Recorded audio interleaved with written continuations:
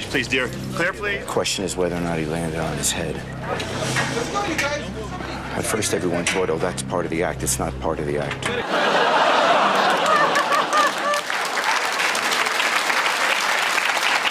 Unbelievable. Literally a show-stopping performance there. In case you're wondering, he was severely brain damaged and went on to enjoy the rest of the series.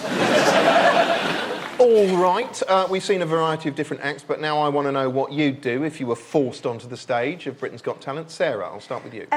When I was a kid, we had an assembly at school about talent. And my talent, I was about 10, was looking after animals. And I had a ring binder that I'd copied out things from rabbit books in the reference library. So my talent was basically plagiarism. How would that translate into barnstorming ITV entertainment? I'd read things from the ring binder. Reese, what would you do? I would... remember when you were a kid, you used to roll newspaper and then cut the ends and then pull it? And you get, there's like... Like a palm tree? Yeah, you get palm trees. And I'd do that with loads of them. Would you use a pair of scissors? Would you cut it? Yes. What I'd do is I'd cut my own throat with a pair of scissors and then lie on the floor describing my journey into the afterlife. Shut them up. Frankie? Maybe just shit into my own hand while singing My Heart Will Go On.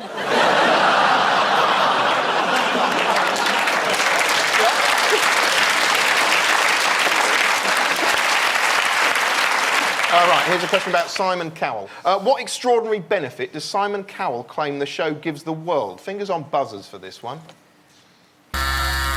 Reese? Pride. No, it's clearly robbing us all of that. Any other suggestions? I'll give you a clue. It's a long word. Constantinople. I will tell you. I'll tell you the answer. The answer is democracy.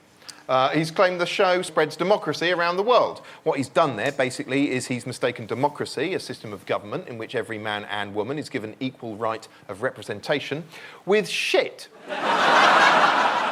He told Oprah Winfrey, when you start seeing it in places like China and Afghanistan, it's democracy. We've kinda given democracy back to the world. The word kinda is doing a lot of work there. That statement is the tipping point that will make me join Al-Qaeda. On that note, Sarah and Reese are level pegging. Frankie, you're a failure. Sorry.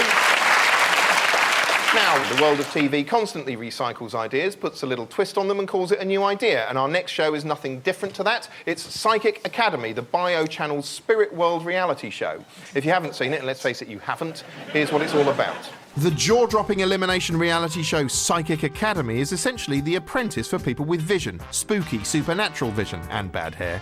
It's overseen by one of Britain's best-known bullshitters, I mean mediums, Tony Stockwell, played here by Daffyd from Little Britain, channeling Frank Spencer. Very foul, a bit naughty. Tony's trying to find a paranormal apprentice, and for some mad reason, he can't just rely on his own psychic skills to pick one. Unfortunately, it's not gone that well. No, first he needs some producers to whittle down a group of eager auditionees via a series of exacting supernatural tests, cunningly disguised as random guessing games. You gonna go for circle? You're absolutely right. Then Tony takes the most promising ones and sets them some tasteful tasks, like guessing how someone's mum died. Getting sent to a road accident, yes. Before choosing his 6 wannabe mystics and inducting them into his mightily impressive Psychic Academy. Welcome to the Psychic Academy. It's basically Hogwarts for pricks. Here they wear absurd uniforms, play a variety of daft supernatural games, try their hands at mediumship, and stare reverentially as Tony waddles around saying stupid things. Controlling that table is the spirit mind. But who will win? No one knows, not even Tony, and he's psychic.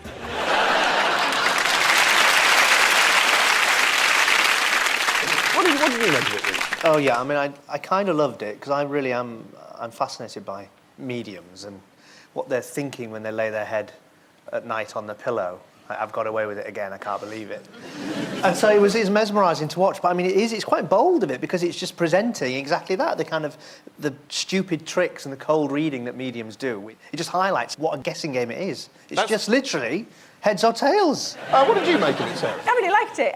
You liked it? Yeah, but in a sort of entertainment way. I thought okay. it was, it's clearly rubbish, but it's really entertaining. Well, he had that thing. I mean, Tony Stockwell is the Sir Alan of this show. Most psychics are traditionally quite sinister, ominous figures, whereas Tony seems more of, well, just a genteel tosser. Let's have a look at him. As the group begin to focus on calling up the spirits, suddenly the table begins to stir and come alive. Oh, lovely. Come along then. Come on, friends, you come. Come work with us. Do you feel anything here? Oh, loads, yeah. Yeah? No doubt you're thinking, my God, I can't possibly do this. This is illogical. It doesn't make sense. You're right. It is illogical, but the thing is, it works. I wonder whether you'd also consider the 11th of October or the 11th. That's his birthday. The 11th of October. Really? Well, that's quite good, that one. Say if you say 10 things and 4 things are bang on, that's all right. Do you know what I mean? It's enough.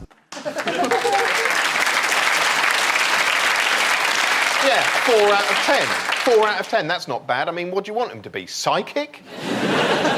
When they were doing the thing with the table, it was on a really shiny floor, and I don't know if just being overly sort of sceptical, but I just really want them to do it on a carpet, like a really thick shag pile. So I just don't think it would work. No, it just looked like they were trying to play cards on a ferry. That whole sequence. I like the way that he does that thing that waiters do if they're taking an order, where they go, "Would you like some soup?" And it's really hard. It's almost impossible not to go, "Yes!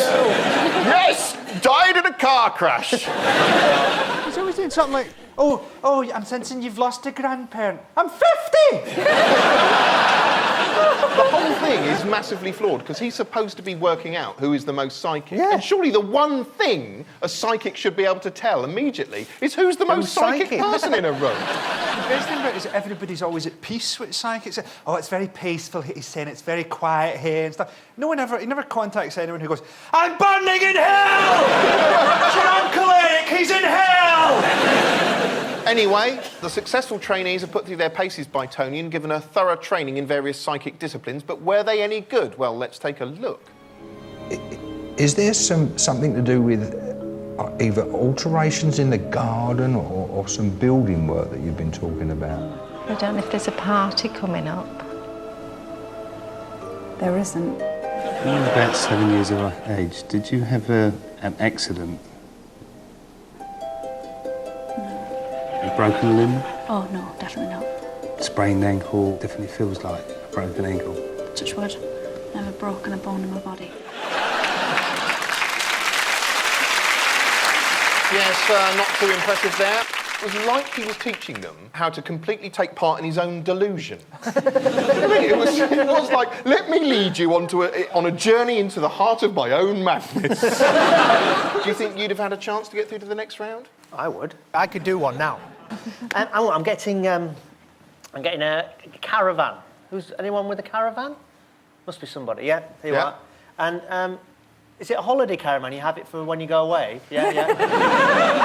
And last time you were there, you were thinking you should do it up a little bit. Yeah. Is that right? It's so good. Yeah.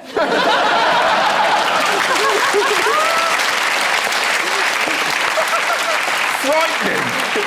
Downright bloody frightening. I'd win it.